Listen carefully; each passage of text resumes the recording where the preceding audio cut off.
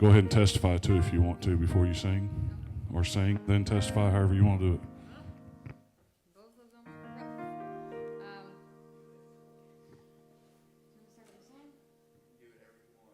Actually, I'm going to testify first, just to see if the nervous shake off a little bit. Can I hear? Do you guys hear me? Yeah? Okay, I wasn't ready for this, but I promised to God that I was not going to say no to him, so I'm nervous, but I know that he wants me to share a few things, and it's mostly my testimony. I try to summarize this as much as I can. So I accepted Jesus at 11, and accepted because my stepdad sat us down in the living room, and he said, we're going to pray. And it was the prayer of salvation, and I didn't know what that meant. And then I went to a Christian school after that. I went to church, and I was surrounded by my parents that were Christians. So I thought I was a Christian, but that's not how it works. At 14, 3 years later, I started having some doubts, and I didn't know if I was really safe. I had a meeting with a pastor about this whole situation, how I was feeling. But I was like, I've been in this church for 4 years. Like, how embarrassing it's going to be that now I'm going to be safe after people thought that I was safe. And I told him that I wanted a big change in my life. Like, I saw people getting saved from the streets, and just this big changes of people having, like, really messy lives, adults mostly. I wanted that. I was 14, right?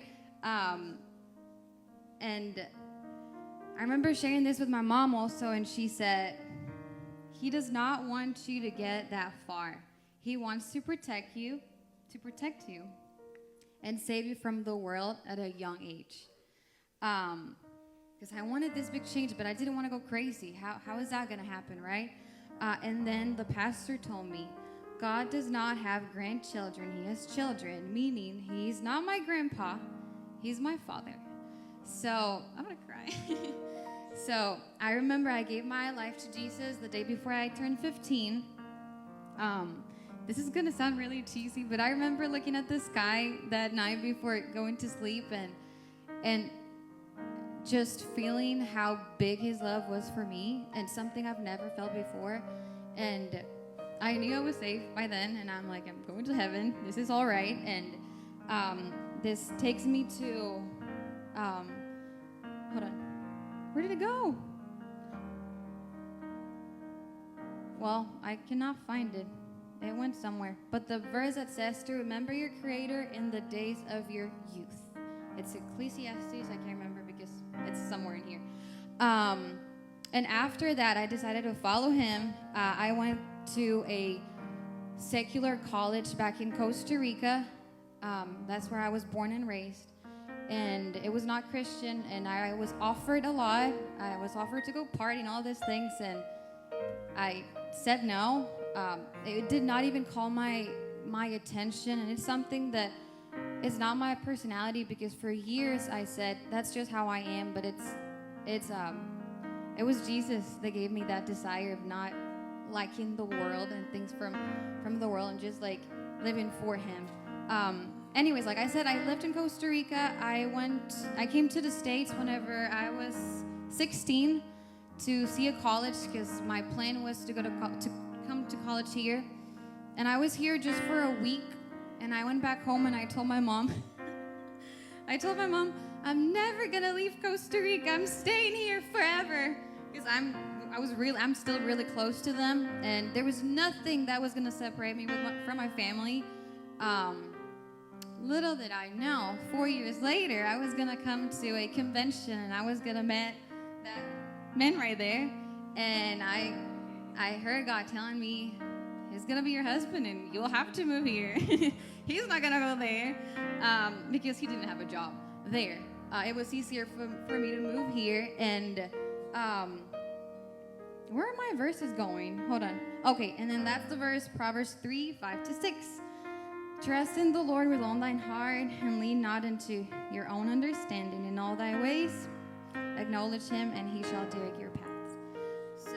that's my little testimony. I like to say that I'm a favorite from God, and I know life can give you rough patches, and I know that I still have long life to live, but I keep praying that God can keep me centered and that I can keep doing the things for Him.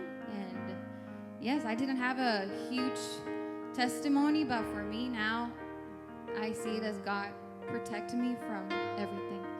Okay, now the hard part.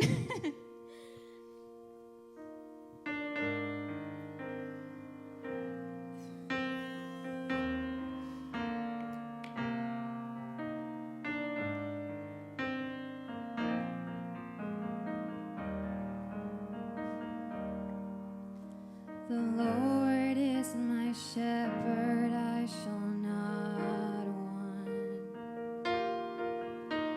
In green pastures He makes me lie down. He restores my soul and leads me on for His name, for His great name. Surely goodness,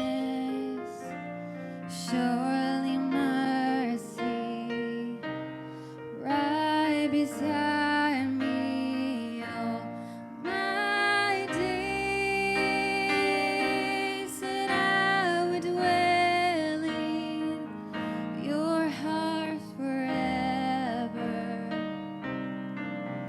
and bless your holy name. You prepare the table right before me in the presence of my enemies. And though the arrow flies and the terror of night is at my door, I'll trust you, Lord. Surely goodness,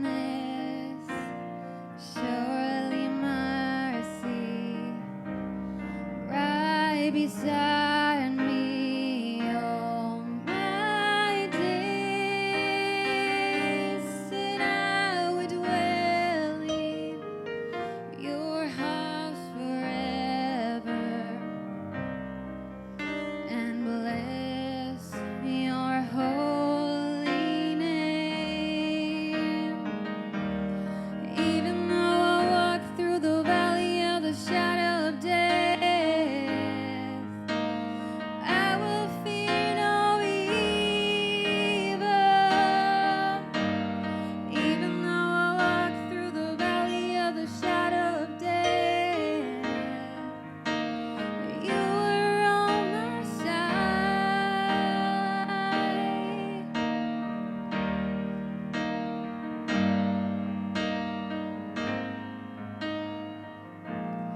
Surely goodness, surely mercy, right beside me all my days, and I would dwell in your house forever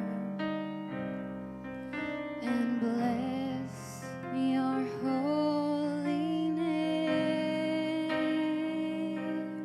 and bless your holy name. Amen. Amen. I love hearing these stories of